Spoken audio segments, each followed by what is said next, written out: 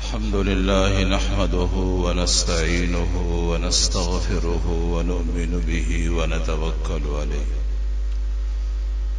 ونعوذ بالله من شرور أنفسنا ومن سيئات أعمالنا من يهده الله فلا مضل له ومن يضلله فلا هادي له ونشهد أن لا إله إلا الله وحده لا شريك له ونشهد أن سيدنا ومولانا محمدا عبده ورسوله أما بعد فأعوذ بالله من الشيطان الرجيم بسم الله الرحمن الرحيم يا أيتها النفس المطمئنة ارجعي إلى ربك راضية مرضية فادخلی فی عبادی وادخلی جنتی۔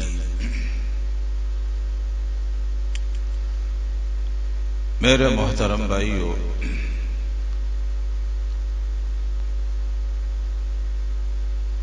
اللہ تبارک و تعالی کا بہت بڑا احسان ہے ہمارے اوپر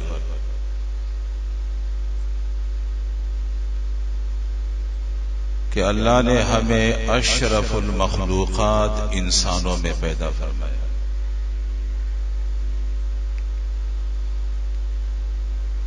اور دوسرا فضل اللہ کا ہمارے اوپر یہ ہے کہ اللہ نے ہمیں اپنے آخری نبی امام الانبیاء سید الانبیاء حضرت محمد صلی اللہ علیہ وسلم کی امت میں پیدا فرمایا۔ اس لیے کہ آپ کی امت تمام کے تمام انبیاء کی امتوں سے افضل امت ہے۔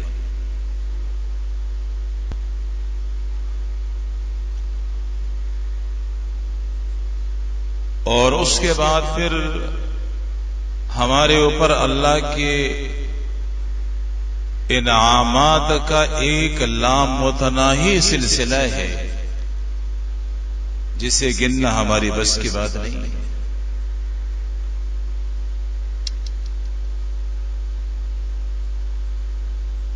انسان بہت عظیم ہے۔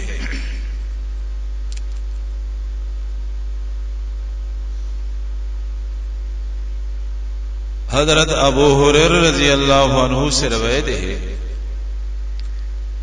کہتے ہیں اخذ رسول اللہ صلی اللہ علیہ وسلم بیدی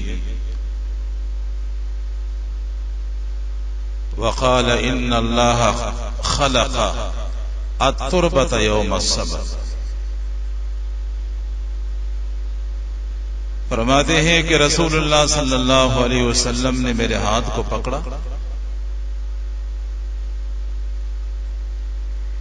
کسی کے کندھے پر ہاتھ رکھا جاتا ہے یا کسی کو ہاتھ سے پکڑا جاتا ہے اس لیے تاکہ آدمی اچھے طریقے سے متوجہ ہو جائے۔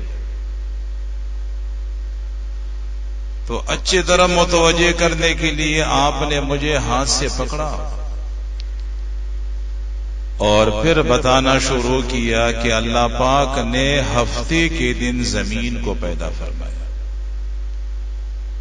خلق التربۃ یوم السبت،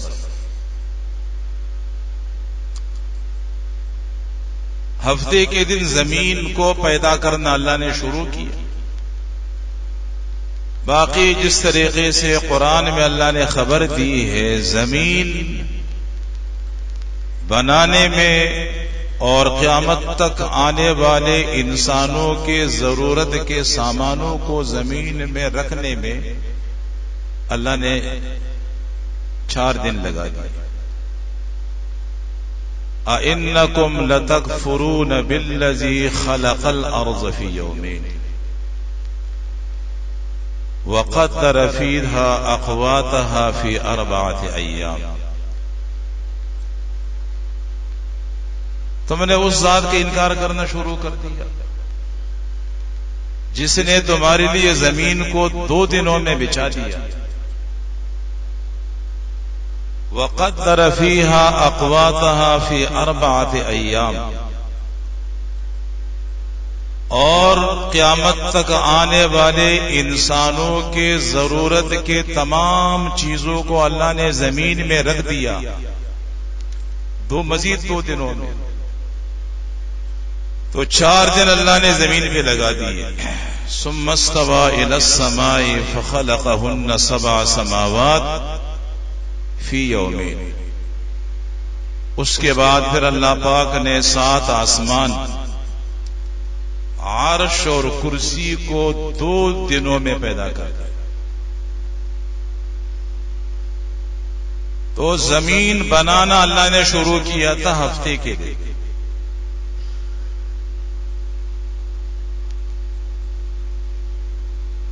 ثم خلق فيها الجبال يوم الأحد.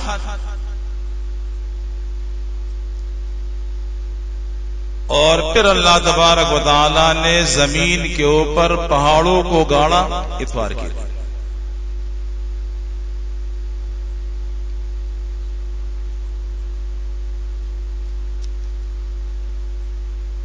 وخلق الشجر يوم الاثنين.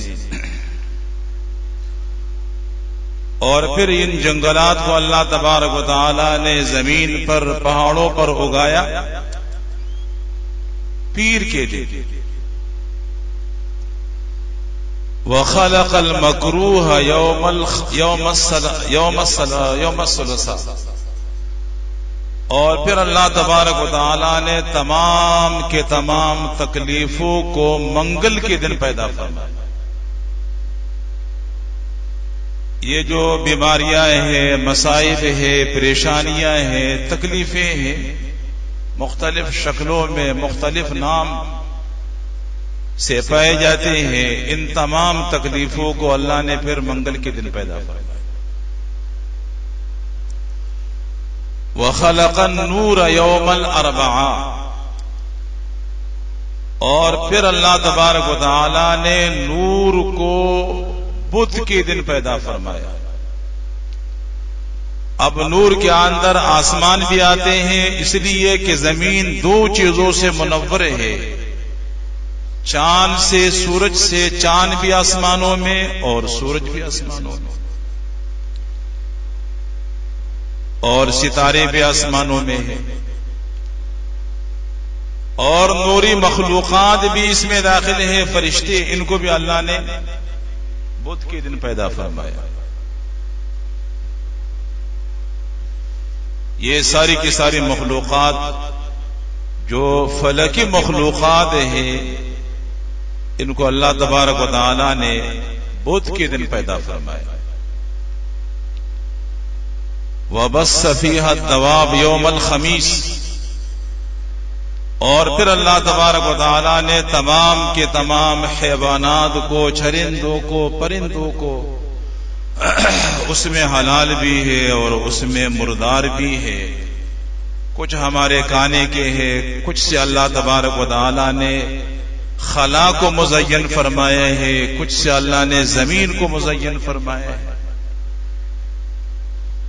یہ کالے کوے اور یہ گدھ اور چیل فضاؤں میں اڑتے ہیں تو فضا کتنی خوبصورت لگتی ہے ان کی وجہ سے. عصر کے وقت آپ اپنے چھت کے اوپر بیٹھے اور آسمان کی طرف دیکھے تو ایک عجیب نظارہ آپ کو دکھائی دے گا. حالانکہ وہ کھانے کے قابل نہیں، یہ مردار ہے، لیکن ایک حسن فضا میں اس سے پیدا ہوا. ان سب کو اللہ نے پھر جمعرات کے دن پیدا فرمایا.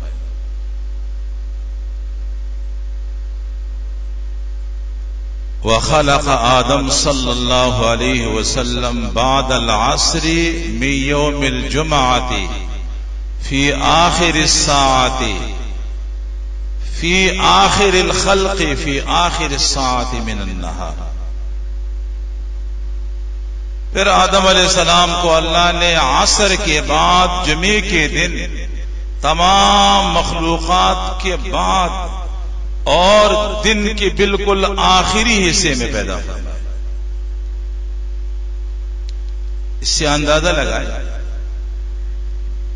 زمین اللہ کی کتنی بڑی مخلوق ہے اور کتنی قیمتی مخلوق ہے. آسمان اللہ تبارک و تعالی کا کتنا بڑا اور قیمتی مخلوق ہے. فرشتے دن رات اللہ تبارک و تعالی کی عبادت میں، تسبیح اور تحمید میں لگے رہتے ہیں. تمام کے تمام دنوں میں سب سے عظیم دن، سب سے محترم دن اور سب سے بڑا دن اللہ کے پیدا کردہ ایام کے اندر جمعے کا دن ہے. یہ عزت اللہ نے جمعے کو دی. تو باقی کسی کی تخلیق کے لیے اللہ نے جمعے کے دن کا انتخاب نہیں فرمایا.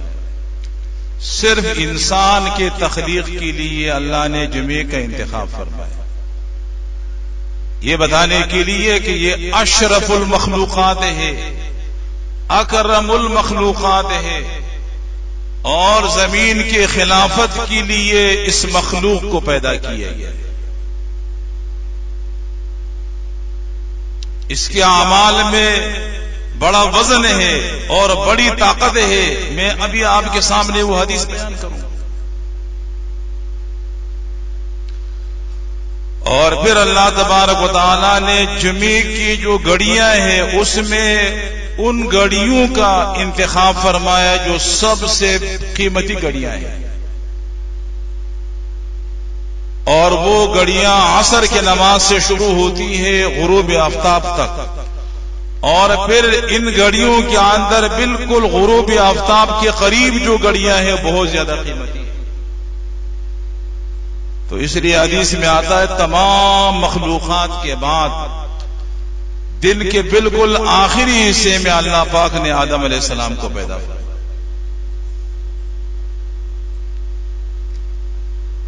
ساری مخلوقات کو اللہ نے پہلے پیدا فرمایا، اس لیے کہ ساری مخلوقات آدم کی خدمت کرے گی، آدم اور بنی آدم کے کام آئے گی، آدم اور بنی آدم کی ضرورتیں اس سے پوری ہوگی.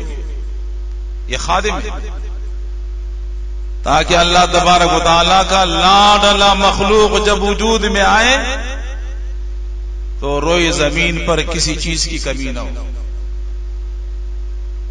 انسان کے استعمال کے ہر چیز بکثرت موجود ہو، بے پناہ موجود ہو. اس لیے میرا آپ کا سوچ یہ ہے کہ آبادی بڑھے گی تو وسائل ختم ہوں گے، اور یہ سوچ میرا آپ کا کیوں بنتا ہے؟ اس لیے کہ ہم اللہ اگر ہم اللہ تبارک و تعالیٰ کو جانتے ہوتے تو کبھی یہ سوچ ہمارے دلوں میں پیدا نہ ہوتا کہ آبادی بڑھنے سے مسائل پیدا ہوں گے، آبادی بڑھنے سے وسائل پیدا ہوں گے، وسائل میں کمی آئے گی، اور آبادی بڑھنے سے رزق کم پڑ جائے گا. کبھی یہ سوال پیدا نہ ہوگا. اس لیے خاندانی منصوبہ بندی کے منصوبے لائے جاتے ہیں، آبادی بڑھ رہی کنٹرول کرو، ورنہ ریاستیں پریشانیوں میں چلی جائے گی، مسائل سے دوچار ہو جائے گی ہر ریاست، اور ایک عالمی المیہ وجود میں آئے گا. حالانکہ ہم جانتے ہیں، آپ کو اچھے طریقے سے پتہ ہے، خاص کر یہ جو بزرگ بیٹھے ہوئے ہیں ان کو اچھے طریقے سے پتہ ہے، جب ریاست پاکستان کی آبادی کم تھی، کراچی کی آبادی کم تھی، تو اس وقت ہمیں آٹا کنٹرول سے ملتا تھا، چینی ہمیں کنٹرول سے ملتی تھی،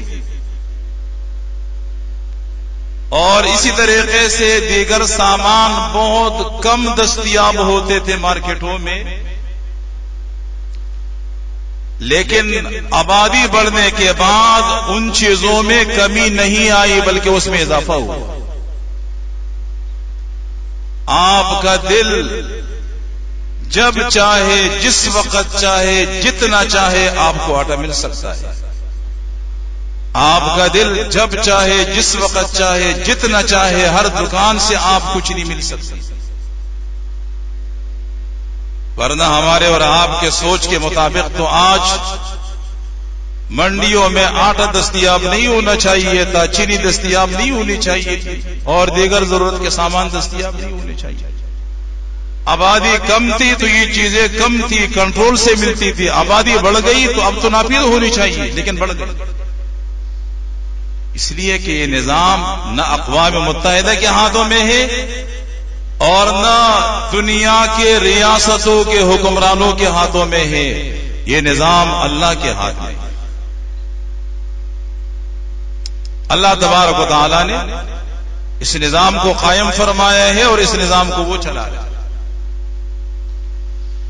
تو سب سے آخر میں اللہ تبارک و تعالی نے انسان کو پیدا فرمایا تاکہ انسان کی ضرورت کی تمام چیزیں زمین میں پڑی ہو یا زمین کے اوپر ہو، اور انسان کو جب جس وقت جس چیز کی ضرورت پڑے وہ اس کو حاصل کر سکے، تکلیف نہ ہو. اس سے اندازہ لگا کہ اللہ کے ہاں آپ کا کتنا بڑا مقام ہے. اللہ تبارک و تعالی نے آپ کو کتنی بڑی عزت دی ہے اور کتنا بڑا شرف اللہ تبارک و تعالی نے آپ کو. فرشتوں نے یہ سوال اٹھایا تھا کہ اللہ عبادت کے لیے، تسبیح تحمید کے لیے ہم موجود ہیں. انسان کو پیدا کرو گے تو قتل و غارت گری کی طرف جائے گا، ہنگاموں کی طرف اور فساد برپا کرنے کی طرف جائے گا، زمین کا امن تباہ ہوگا. اللہ نے کیا جواب دیا؟ انی اعلم ما لا تعلمون. انسان کا خالق میں ہوں، جو خوبیاں میرے انسان میں رکھی ہے وہ میں جانتا ہوں، وہ آپ نہیں جانتے.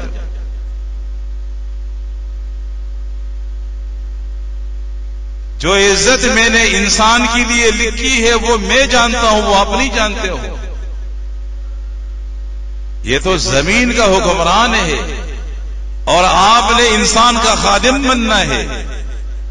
آپ نے انسانوں کے لیے ہواؤں کو چلانا ہے اعتدال میں. آپ نے انسانوں کے لیے بارشوں کے قطروں کو اعتدال میں نیچے لانا ہے. آپ نے انسانوں کے لیے وقت مقرر پر سورج کو کھینچ کے لے جانا ہے اور چاند کے نظام کو چلانا ہے. آپ تو خادم بننے والے انسان کے قدر و قیمت کو اور انسان کے خوبیوں کو میں جانتا ہوں، وہ آپ نہیں جانتے. انسان کے اعمال میں جو طاقت میں نے رکھی ہے، انسان کے زبان میں جو وزن میں نے رکھا ہے، انسان کو دیے گئے عبادت کے اندر جو اثر اور طاقت میں نے رکھی وہ میں جانتا ہوں. حضرت انس بن مالک رضی اللہ عنہ سے روایت فرماتے ہیں رسول اللہ صلی اللہ علیہ وسلم نے فرمایا لما خلق اللہ الارض جعلت تمید. اللہ تبارک و تعالی نے جب زمین کو پیدا فرمایا تو زمین ہل رہی تھی، زمین کانپ رہی تھی. اور جب فرشتوں نے اس منظر کو دیکھا تو تھوڑا زلزلہ آتا ہے میں کتنی گھبراہٹ ہوتی ہے. گھر گر جائے گا، پہاڑ گر جائیں گے، تباہی آ جائے گی، زمین پھٹ جائے گی، ہم دس جائیں گے. چیخنا چلانا شروع ہو جاتا ہے اور عجیب ہیبتناک آوازیں ہر زبان سے اور ہر منہ سے نکلتی رہتی ہے اور سنائی دیتی.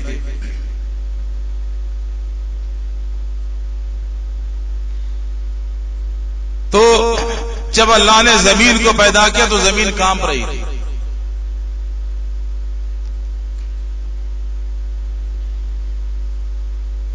فخلق فيها الجبال وقال بها عليها. پھر اللہ تبارک و تعالی نے پہاڑوں کو پیدا فرمایا اور پہاڑوں کو اللہ تبارک و تعالی نے جگہ بتا دی کہ آپ نے وہاں جانا ہے اور آپ نے وہاں جانا ہے، آپ نے وہاں جانا ہے اور وہاں زمین پر جو ہے نا آپ نے بیٹھنا ہے. جگہ جگہ اللہ پاک نے پہاڑوں کو زمین پر بٹھا دیا. اور جب اللہ پاک نے پہاڑوں کو زمین پر بٹھایا فاستقرت، زمین آرام سے کھڑی ہو گئی، زمین میں ٹھہراؤ آ گیا، استقرار آ گیا. فرشتے پہلے کا منظر بھی دیکھ رہے تھے اور بعد کا منظر بھی فرشتے دیکھ رہے تھے. زمین کے تناؤ کے بارے میں، لمبائی چوڑائی کے بارے میں، گہرائی کے بارے میں فرشتے جانتے تھے کتنا بڑا مخلوق. فَعَجَبَتِ الْمَلَائِكَةُ، فرشتے حیران ہو گئے کہ یہ تو بڑا عجیب مخلوق ہے، اتنا عظیم مخلوق، اتنا طاقتور مخلوق کہ زمین جیسے مخلوق کو پہاڑوں نے نکیل دے دی اور ان کے کھڑے ہونے سے زمین ٹھہر گئی. فقالوا یا ربی هل من خلقك شيء اشد من الجبال. فوراً فرشتوں نے سوال کیا یا اللہ پہاڑوں کے طاقت کو تو ہم نے دیکھ لیا، بہت طاقتور مخلوق ہے، کیا آپ کے مخلوقات میں پہاڑوں سے بھی زیادہ طاقتور مخلوق ہے؟ فقال نعم. الحدید، آپ نے فرمایا کہ ہاں پہاڑوں سے زیادہ طاقتور مخلوق لوہا ہے جو پہاڑوں کو کاٹ دیتا ہے. فقالوا یا ربی هل من خلقك شيء اشد من الحدید. یا اللہ لوہے سے بھی زیادہ طاقتور مخلوق ہے؟ قال نعم النار. اللہ نے جواب دیا کہ ہاں آگ ہے جو لوہے کو پگھلا دیتی ہے. فقالوا یا ربی هل من خلقك شيء اشد من النار. آگ سے بھی زیادہ طاقتور مخلوق ہے؟ قال نعم الماء. پانی ہے جو آگ کو بجھا دیتا ہے. فقالوا هل من خلقك شيء اشد من الماء. قال نعم الريح. یا اللہ پانی سے بھی زیادہ طاقتور مخلوق ہے آپ کے مخلوقات میں؟ اللہ نے جواب دیا کہ ہاں بالکل ہے، وہ ہوا ہے جو پانی کو اڑا دیتی ہے. فقالوا هل من خلقك شيء اشد من الريح. قال نعم ابن آدم تصدق بصدقة بيمينه يخفيها من شماله او تصدق بصدقة فأخفاها حتى لا تعلم شماله ما ينفق يمينه. حتى لا تعلم شماله ما ينفق يمينه. وہ ہے انسان کا عمل. انسان کا عمل، ایک عمل صدقہ اتنا طاقتور ہے کہ جب اللہ تبارک و تعالی کا عذاب کسی قوم کے اوپر گرنے کے لیے ہواؤں کے شکل میں، طوفانوں کے شکل میں اور اسی طریقے سے آفت اور بلیات کے شکل میں اللہ کا عذاب نکل آتا ہے، اور یہاں اللہ کا بندہ اللہ کی طرف رجوع کرتا ہے اور صدقہ دیتا ہے تو اللہ اس صدقے کے طفیل اس نکلے ہوئے عذابوں کو واپس کر دیتا ہے. تو اس سے اندازہ لگائے جب آپ کے ایک عمل میں اللہ تبارک و تعالیٰ نے اتنی طاقت رکھی ہے تو آپ تو نمازیں بھی پڑھتے ہو، آپ تو روزی بھی رکھتے ہو، آپ تو تلاوت بھی کرتے ہو، آپ تو توبہ بے توبہ بھی کرتے ہو. جب آپ کے اعمال اتنے وزنی ہیں اور اتنے طاقتور ہیں، اللہ تبارک و تعالیٰ کو اتنا پسند ہے کہ اللہ جب کسی قوم سے ناراض ہوتا ہے اور قوم کے تباہی کے لیے اللہ تبارک و تعالیٰ عذاب کو چلا دیتے ہیں، آپ کے صدقے سے اللہ عذاب کو واپس لے لیتے، واپس اٹھاتے ہیں. تو اندازہ لگائے کہ آپ کی قدر و قیمت کتنی ہوگی، اللہ کی کتنی قیمتی ہیں آپ اللہ کی. لیکن یاد رکھے جب تک ہم زندہ ہیں، دنیا میں رہتے بستے ہیں، دو طرح کے حالات ہمارے اوپر آتے رہتے ہیں. اچھے حالات آتے ہیں، برے حالات آتے ہیں، رحمت کے حالات آتے ہیں، زحمت کے حالات آتے ہیں. کبھی ہمارے پاس صحت ہوتی ہے، کبھی بیماری ہوتی ہے. تو اللہ تبارک و تعالیٰ کا ایک حکم ہے، ایک حکم اور وہ حکم یہ ہے کہ اچھے حالات میں اللہ کا شکر بجا لاؤ اور تکلیف والے حالات میں صبر اختیار کرو. جب یہ دو سعادتیں آپ کے پاس رہے گی آپ کا سفر انتہائی کامیابی کے ساتھ اختتام پذیر ہوگا اور اللہ تبارک و تعالیٰ کی رضا ہر وقت آپ کو حاصل رہے گی.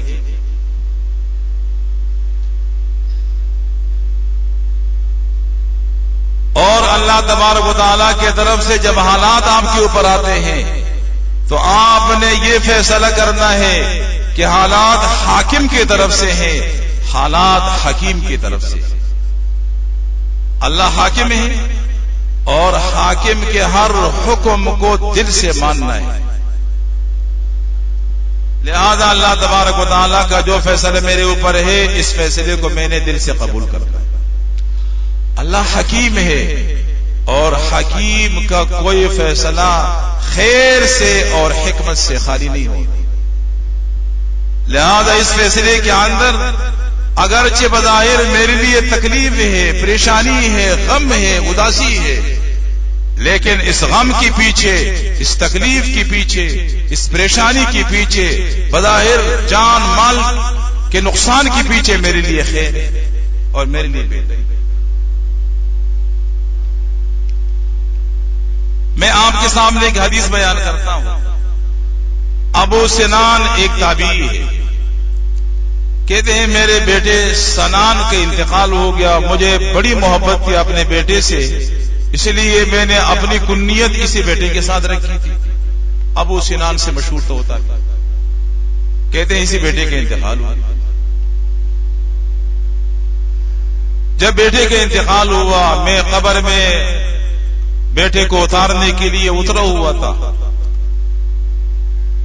اور ابو طلحہ خولانی جو بہت بڑے تابعی تھے وہ بالکل قبر کے کنارے بیٹھے تھے. فلما اردت الخروج اخذ بیدی، جب میں نے اپنے بیٹے کو لحد میں اتارا اور اس کے بعد قبر سے باہر آنا چاہا تو ابو طلحہ خولانی نے میرا ہاتھ پکڑا اور مجھے باہر نکالا. اس کے بعد ابو طلحہ خولانی مجھ سے کہنے لگے یا ابا سنان الا ابشرک، ابو سنان ایک خوشخبری آپ کو سناؤں؟ قلت بلا، میں نے کہا ضرور سنائی. قال حدثني ضحاك بن عبد الرحمن عن ابی موسیٰ اشعری رضی اللہ عنہ عن النبی صلی اللہ علیہ وسلم. کہا کہ یہ خبر مجھے ابو ضحاک عبد الرحمن نے دی ہے، ابو ضحاک بن عبد الرحمن نے دی ہے، اور ان کے سامنے یہ حدیث ابو موسیٰ اشعری نے بیان کی تھی اور ابو موسیٰ اشعری رضی اللہ عنہ نے یہ حدیث رسول اللہ صلی اللہ علیہ وسلم سے. وہ حدیث یہ ہے اذا مات ولد العبد، جب آپ کی کسی لاڈلے بیٹے کا انتقال ہو جاتا ہے اور بیٹا مر جاتا ہے، یقول الرب سبحانہ وتعالی للملائکہ، اور ایک روایت میں لملائکتہ، تو اللہ تبارک و تعالی اپنے فرشتوں سے کہتے ہیں قبضتم ولد عبدی، تم نے میرے بندے کے بیٹی کی روح کو قبض کر دیا. قالوا نعم، فرشتے کہتے ہیں ہاں اللہ، ہم نے آپ کے بندے کے بیٹے کی روح کو قبض کر دیا. فیقول الرب تبارک و تعالی قبضتم ثمرۃ فؤادہ، اللہ تبارک و تعالی پھر فرشتوں سے پوچھتے ہیں کہ آپ نے میرے بندے کے دل کے پل کو قبض کر لیا؟ فرشتے جواب دیتے ہیں کہ نعم یا اللہ، ہم نے آپ کے بندے کے دل کے پل کو قبض کر لیا. فیقول اللہ تبارک و تعالی ماذا قال عبدی، اپنے طرف نسبت کرتا ہے. اللہ فرماتے ہیں کہ میرے بندے نے اس وقت کیا کہا جب آپ نے اس کے بیٹے کے روح کو قبض کر لیا، تو اس وقت میرا بندہ کیا کہہ رہا تھا، میرے بندے نے کیا کہا. فیقولون، فرشتے کہتے ہیں حمدک واسترجعا، یا اللہ اس وقت تیرا بندہ تیرا حمد بیان کر رہا اور انا للہ و انا الیہ راجعون پڑھ رہا. زبان پر اس کے علاوہ کوئی اور کلمہ نہیں تھا. تو اللہ تبارک و تعالی فرماتے ہیں ابنوا لعبدی فی الجنت بیتا. اس وقت اللہ تبارک و تعالی فرشتوں کو حکم دیتے ہیں کہ جاؤ میرے اس بندے کے لیے جنت کے اندر ایک خوبصورت محل بناؤ. وسموہ بالحمد، اور جنت کے اندر اس محل کا نام بیت الحمد رکھو. تو آپ کی اولاد اگر آپ کی زندگی میں اللہ تبارک و تعالی آپ کے گود سے اٹھاتے ہیں اور آپ اسی سانحے کے اوپر صبر کرتے ہو، تو اس کے بدلے میں اللہ تبارک و تعالی آپ کو کن نعمتوں سے نوازتے ہیں. اور اگر اللہ تبارک و تعالی کسی کی اولاد کو زندہ رکھتے ہیں اور ماں باپ کے حیات میں اولاد نہیں مرتی، لیکن ماں باپ اولاد کے بارے میں فکر مند تھی اور انہوں نے اپنے اولاد کی صحیح تربیت کی، تو ماں باپ کے مرنے کے بعد وہی اولاد اعمال خیر کرتی ہے اور اپنے ماں باپ کو ثواب بخشتی ہے، نمازیں پڑھتی ہیں، قرآن مجید پڑھاتی ہے، اور اس طریقے سے دعوت و تبلیغ کے اندر وہ بیٹے چلتے رہتے ہیں، ثواب ماں باپ کو ملتا ہے. تو اگر اولاد زندہ رہ گئی تو ماں باپ کے لیے سب سے جاری ہے. تو اللہ نے اگر آپ کی اولاد کو زندہ رکھا تو آپ کے لیے خیر. اگر اللہ تبارک و تعالیٰ نے آپ کی اولاد کو آپ کی زندگی میں آپ سے اٹھا لیا تو بھی آپ کے لیے خیر ہے. اور جب انسانیات کے اوپر آپ صبر اختیار کرتے ہو تو اللہ تبارک و تعالیٰ صرف آپ کو بیت الحمد کے نام سے مکان عطا نہیں کرتا، بلکہ اللہ تبارک و تعالیٰ کائنات کو دنیا میں بھی آپ کا مسخر بنا دیتے ہیں، اور اللہ تبارک و تعالیٰ اپنے مخلوقات کے اندر آپ کی ولایت کا اعلان کرتے ہیں. اب اللہ کی ولی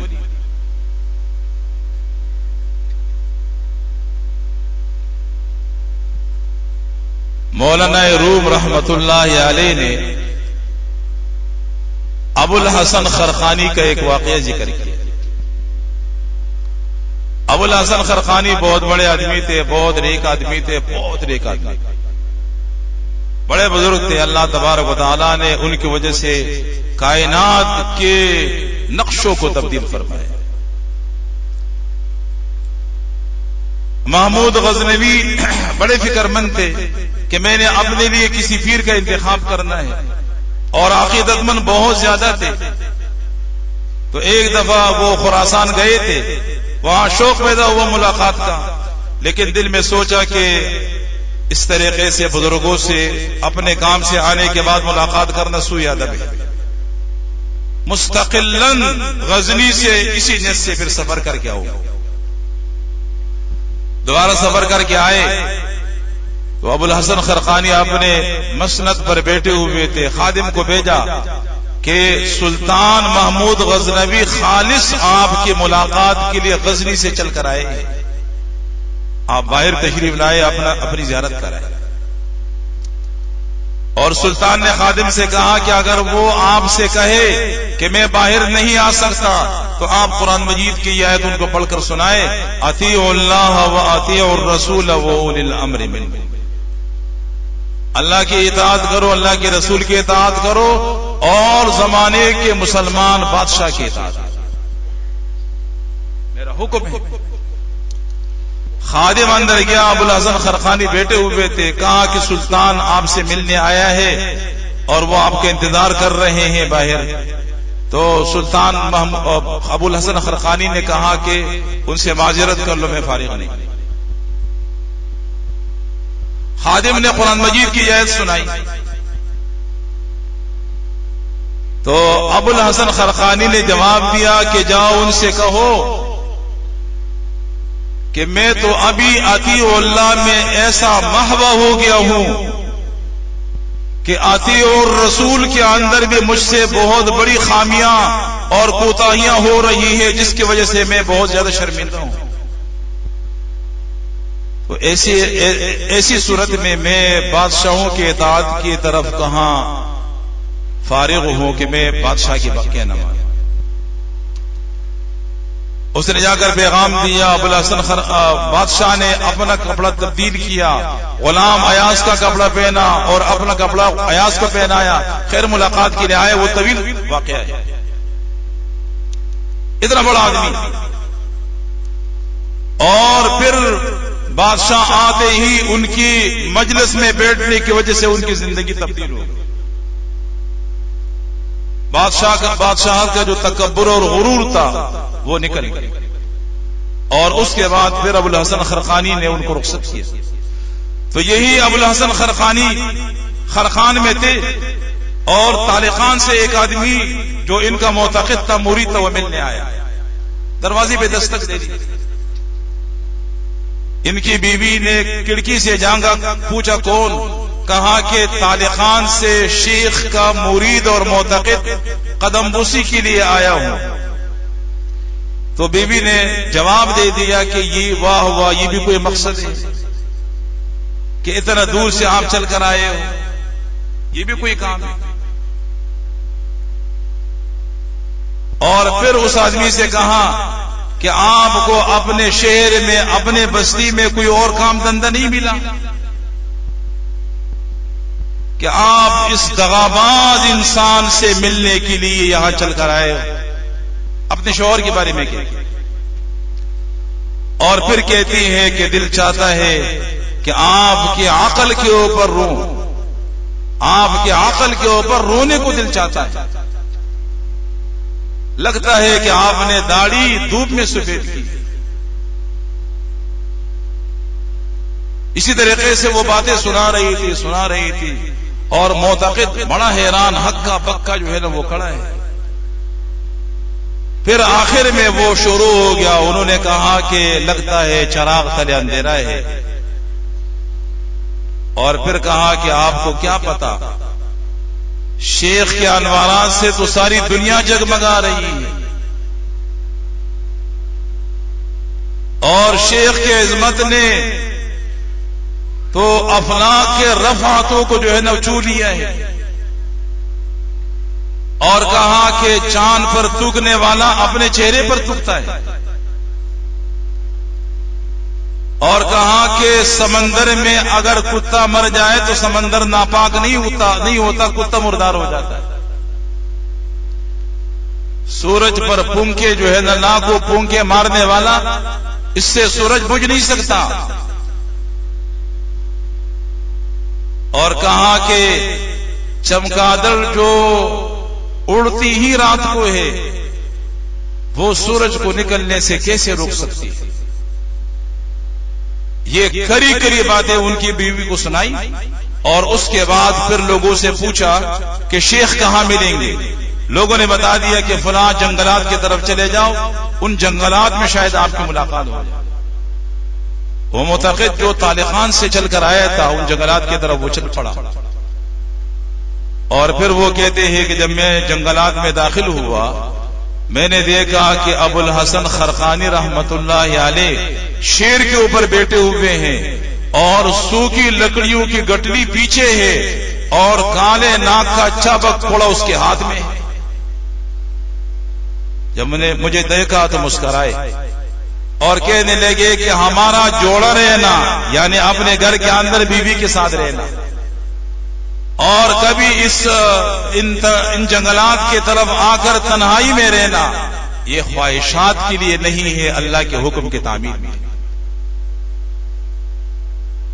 اور کہا کہ ان جیسے بہت سارے بدخو لوگوں کے بوجھوں کو ہم برداشت کرتے ہیں. ان کو پتہ تھا کہ میری بیوی نے باتیں سنائی ہوگی.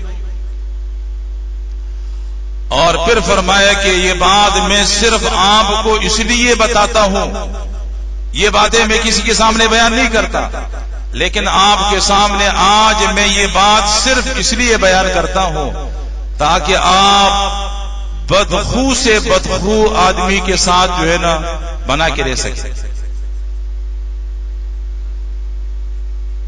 اور اسی طریقے سے تکلیفوں کے بار آپ برضا وہ خوشی جو ہے نا برداشت کر سکے اور اٹھا سکے. اس لیے کہ تکلیف کے بعد جب آپ صبر اختیار کرتے ہو تو اللہ تبارک و تعالیٰ نے صبر کے اندر خوشی کی، کامیابی کی، اللہ تبارک و تعالیٰ کے رضا کی، جنت الفردوس کی کنجی جو ہے نا وہ کیا ہے؟ صبر ہے. اللہ نے اسی کے اندر. اور پھر فرمایا کہ ساری زندگی میری اسی بیوی کے ساتھ گزر رہی ہے جن کی باتیں آپ نے سنی، اور میں برداشت کرتا ہوں، صبر اختیار کرتا ہوں. اس صبر کی وجہ سے اللہ تبارک و تعالیٰ نے کائنات کو میرا مسخر بنا دیا. آج شیر میرا گھوڑا ہے اور کالا ناک میرا گھوڑا ہے. صبر کی وجہ سے یہ جو مقام اللہ تبارک و تعالیٰ نے مجھے دیا ہے صبر کی وجہ سے. اور پھر اپنے مرید کو مختصر نصیحت فرمائی، اور اس نصیحت کے اندر یہ کہا کہ اللہ تبارک و تعالیٰ کی طرف سے جو فیصلہ آپ کے بارے میں ہو، زحمت کا ہو رحمت کا ہو، آپ نے دل سے اللہ کے فیصلے کو قبول کرنا ہے. اس لیے اللہ تمہارا حاکم ہے اور اللہ حکیم ہے. اس فیصلے کے پیچھے ضرور اللہ تبارک و تعالیٰ نے آپ کے لیے خیر رکھا ہے. دیکھو حکیم ہے. اور پھر فرمایا کہ ہمیشہ اللہ تبارک و تعالیٰ کا خوف دل کے اندر زندہ رکھو، اور اللہ تبارک و تعالیٰ کے رحمتوں سے اور اس طریقے سے اللہ تبارک و تعالیٰ سے جنت کی امید بھی مضبوط رکھو، جس کو رجا کہتے ہیں. رجا کی دولت بھی ہمیشہ آپ کے پاس ہو، خوف کی دولت بھی ہمیشہ آپ کے پاس ہو.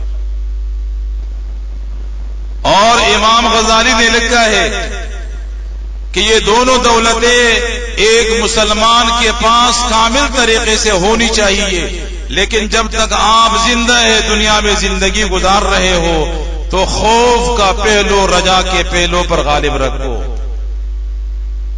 اس لیے کہ آپ دنیا میں رہتے ہو، دنیا مختلف لذتوں کے ساتھ، خوبصورتیوں کے ساتھ آپ کو گمراہ کرنے کے لیے، آپ کو صراط مستقیم سے محروم کرنے کے لیے آپ کے سامنے آتی رہے گی. جب خوف کا پہلو غالب ہوگا تو دنیا آپ کو گمراہ نہیں کر سکتی. اور خواہشات کی فصل روزانہ آپ کے دل کے اندر اگتی رہے گی.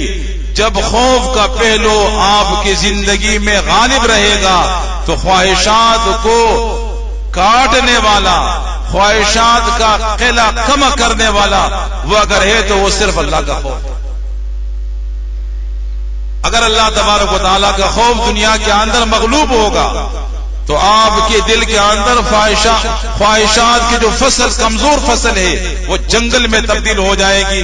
آپ بھٹک جاؤ گے، صراط مستقیم سے ہٹ جاؤ گے اور اندھیروں کے اندر پھر آپ کی زندگی. اور فرمایا کہ جب نزع کا وقت قریب آ جائے، موت کے علامات آثار جب ظاہر ہو جائے، تو اس وقت پھر آپ امید کے پہلو کو، رجا کے پہلو کو خوف کے پہلو کے اوپر غالب کریں. اس لیے کہ اب اللہ کے پاس جانے کا وقت ہے. اب آپ کو محبت کی ضرورت ہے کہ اللہ تبارک و تعالیٰ کے ساتھ آپ کی محبت بڑھے. اب آپ کو اس کی ضرورت ہے. اعمال کا زمانہ گزر گیا، لہذا اب امید کے پہلو کو غالب کریں، خوف کے پہلو کو، تاکہ اللہ تبارک و تعالیٰ کے پاس جانے کا شوق بڑھے. اور حدیث میں آتا ہے من احب لقاء اللہ احب اللہ لقاءہ ومن کرہ لقاء اللہ کرہ اللہ لقاءہ. جو اللہ تبارک و تعالیٰ کے پاس جانے کو پسند کرتا ہے، اللہ اس کے آنے کو پسند کرتا ہے. تو مومن کو نزع کے وقت مومن کا جو ٹھکانہ ہے جنت کے اندر وہ دکھایا جاتا ہے، اور وہ باغات اور وہ تمام نعمتیں دکھائی جاتی ہیں. اس لیے مومن نزع کے وقت بے پناہ شوق پیدا ہوتا ہے مومن کے اندر کہ کب روح نکلے گی تاکہ میں اپنے ان نعمتوں کے پاس پہنچ جاؤں، اللہ تبارک و تعالیٰ کے پاس پہنچ جاؤں. پھر اللہ تبارک و تعالیٰ اس کے آنے کو پسند کرتے ہیں. اور کافر کو جب نزع کے وقت اور فاسق اور فاجر کو جب نزع کے وقت اس کا ٹھکانہ جہنم کے اندر دکھایا جاتا ہے، دیکھتے آنکھ کو دیکھتا ہے اور سوچتا ہے کہ یہ میرا ٹھکانہ ہے، تو پھر اللہ تبارک و تعالیٰ کے پاس جانے کو پسند نہیں کرتا. اور اللہ تبارک و تعالیٰ بھی ایسے لوگوں کے آنے کو پسند نہیں کرتا. اور مومن کے جانے کو مومن جانا پسند کرتا ہے، اللہ اس کے آنے کو پسند کرتے ہیں. اور جو آیت میں نے شروع کے اندر پڑھی یہ سزائیں اس کو سنائی دیتی ہے. یا ایتھا النفس المطمئنہ ارجعی الی ربک راضیۃ مرضیہ فادخلی فی عبادی وادخلی جنتی.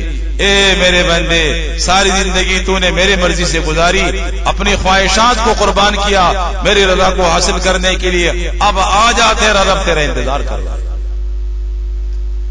اور آ کر میرے بندوں نیک لوگوں کے صفوں میں جا کر شامل ہو جا، اور جب میرے نیک بندے جنت میں داخل ہوں گے ان کے ساتھ جنت میں داخل ہوں گے. تو میرے دوست سے میرے بھائیوں، جنت جہنم ہمارے اختیار میں نہیں ہے، لیکن جنت حاصل کرنے کے اسباب اور جہنم سے بچنے کی تدابیر یہ تو میرے آپ کے اختیار میں ہے. ہمیں چاہیے کہ ہم اس قیمتی زندگی کو قیمتی زندگی سمجھیں، کیونکہ وقت بہت کم ہے، کام بہت زیادہ ہے. وقت کم ہے، کام زیادہ ہے، اور آنے والی زندگی کی ناکامی کامیابی کا دار و مدار اس زندگی کے عمل کے اوپر ہے. الوقت عمار و اما دمار.